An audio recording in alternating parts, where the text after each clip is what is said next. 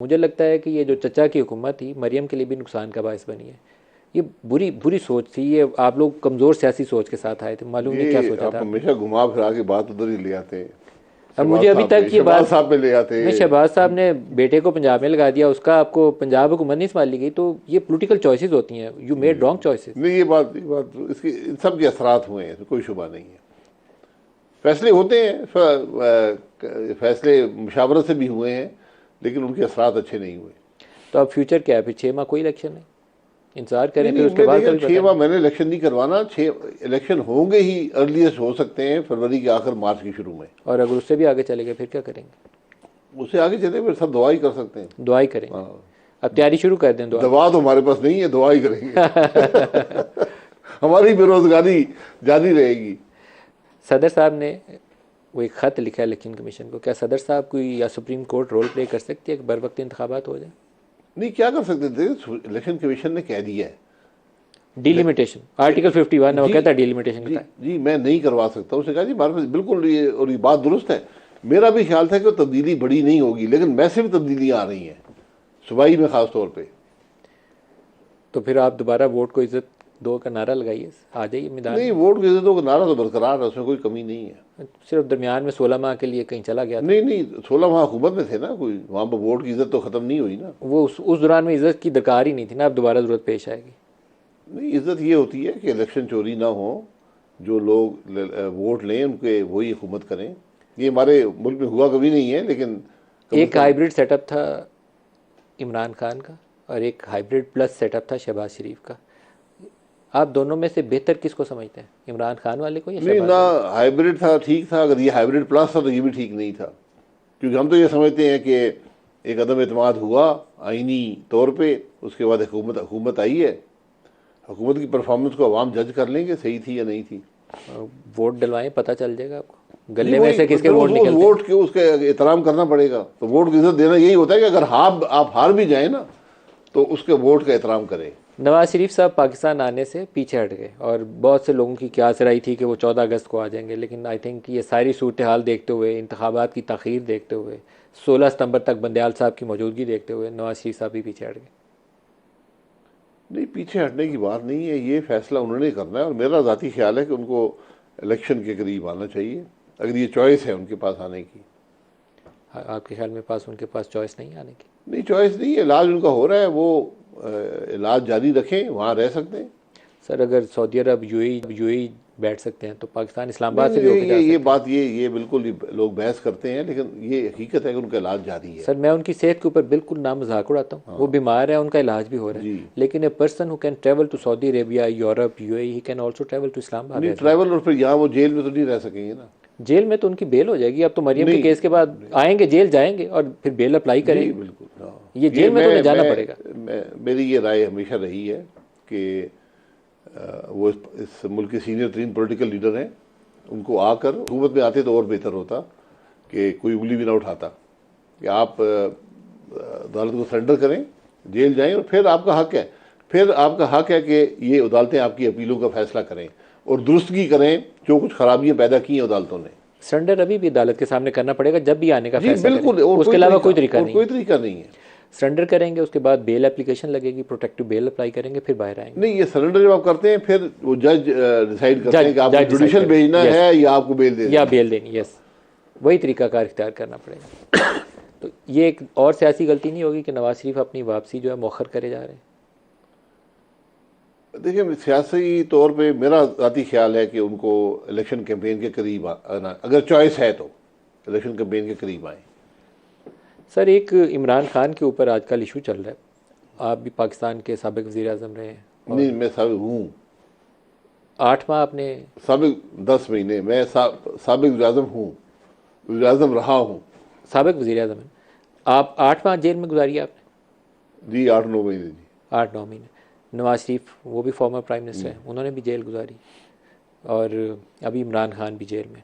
आपकी तरफ से बताया जाता था कि वो पता नहीं क्या कहते थे, कसूरी चक्की, वो मुझे नहीं पता उसकी डिस्क्रिप्शन क्या है, वो किस चक्की में थे आप, उसकी डिस्क्रिप्शन बताएंगे, वो क्या सूरत हाल थी उसकी सेल नहीं, की? मेरा कोई शिकवा नहीं है। ये वो सेल की नोयत क्या थी? मैं इसलिए कि इमरान खान की पूरी मैं रिपोर्ट जहाँ सामने रहता आई। था वो एक स्पेशल जगह बनाई गई थी, जहाँ पर कंडेम्ड प्रिजनर्स, सजाए मौत के लोग रहते थे, वो एक बड़ा अहाता था।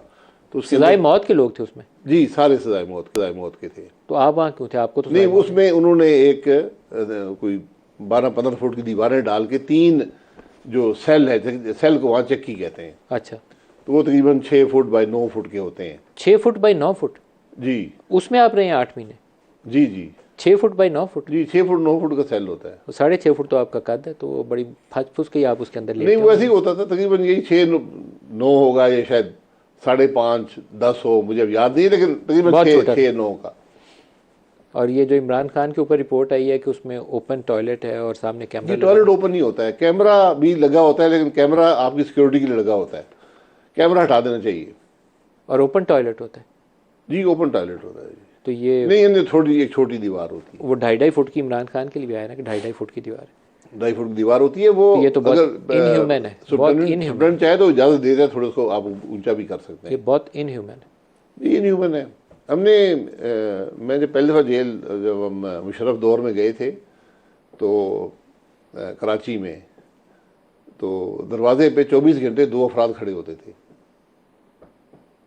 जो अंदर बिल्कुल दरवाजे के सामने, लेकिन जितना आप दूर है ना, अब 9 फुट की अगर वो है तो 2 अफराद दरवाजे पे खड़े होते थे एक वर्दी के बगैर, और कोई 400 वाट का बल्ब लगा हुआ था, 24 घंटे वो जलता था। वो जलता रहता था।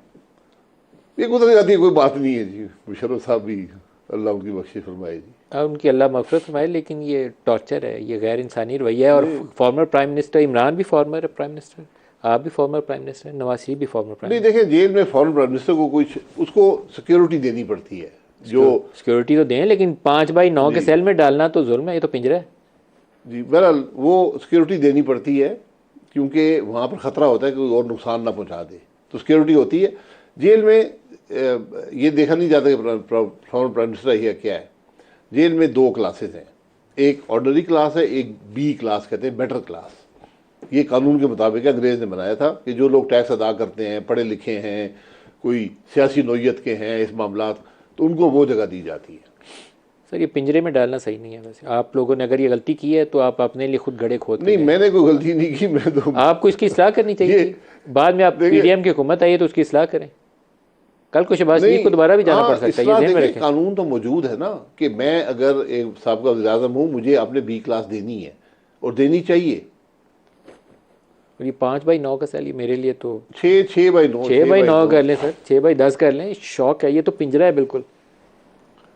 पता नहीं, वो ऐसी मुश्किल नहीं होती, महसूस नहीं होती सर। आप तो फिर आदी होंगे, आपको नहीं भी तो मुशर्रफ ने भी पकड़ा था और किसी ने भी पकड़ा होगा। नहीं, वो 1.5-2 साल से ज्यादा वहां गुजर गए थे, 2 साल के करीब मुशर्रफ दौर में जी। और 8 में आप गुजरे, 8-9 महीने यहाँ गुजरे, कोई बात नहीं है। आप तभी आप जमानत नहीं थे करा रहे, आपने पहले 2 साल गुजारे। आपने कहा होगा ठहर जो, अभी 2-4 महीने और गुजर जाने दो। नहीं, वो जमानत, देखिए वहां जब मैं गया तो मैं बी क्लास मुझे दी गई, बी क्लास के कमरे में मैं गया। वहाँ 6-7 कमरे थे, सारे खाली थे, एक में जरदारी साहब थे। अच्छा। तो आधे घंटे में उन्होंने कहा नहीं, आपके लिए खास जगह बनाई है। तो मैंने कहा कोई बात नहीं, खास जगह में चले गए। Sir, as a political leader I think आप लोगों को इस पे इस्लाह करनी चाहिए। ये गैर इस्लाह क्या कर सकते हैं? देखिए, लॉ अमेंड करें, ठीक करें। ये एक दूसरे की दुश्मनी ये थोड़ी है कि उसको पकड़ के पिंजरों में बंद कर दें आप, ये दुरुस्त नहीं है। ये कानून हुकूमत का बना हुआ है, जेल का, आप उसको कैसे इस्तेमाल करते हैं ये आपकी ज़र्फ होता है। अब ये आजकल तो इंटरिम गवर्नमेंट है, वही करती है, फेडरल गवर्नमेंट ये काम नहीं करती।